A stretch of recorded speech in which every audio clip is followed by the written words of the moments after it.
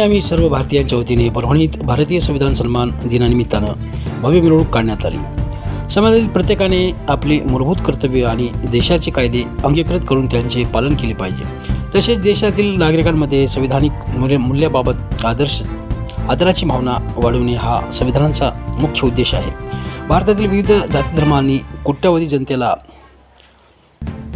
एकत्रित करणारी ही राज्यघटना आहे। त्या राज्यघटनेचा गौरव करण्यासाठी 26 नोव्हेंबर हा दिवस प्रत्येक वर्षी साजरा करण्यात येतो। भारतीय संविधानास 75 वर्ष पूर्ण झाल्यानिमित्तानं भारतीय संविधानाच्या उद्देशिकेचे वाचन करण्यात आले। तसेच भारतीय संविधान सन्मान मिरवणूक, विद्यार्थ्यांची प्रभात फेरी, मान्यवरांचे मार्गदर्शन असे विविध कार्यक्रम आयोजित करून संविधान दिन साजरा करण्यात आला।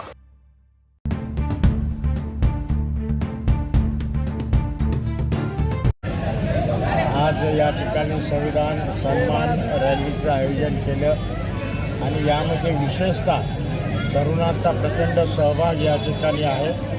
अत्यंत आनंदपूर्वक असं वातावरण या ठिकाणी तयार झालेलं आहे। आज प्रत्येक तरुणाला भारतीय संविधानाचं महत्त्व हे कळायला लागलेलं आहे आणि डॉक्टर नांदुरे साहेबांनी जवळपास आजपर्यंत 4 ते 5 लाख पुस्तकं मोफत या ठिकाणी वाटत आहे।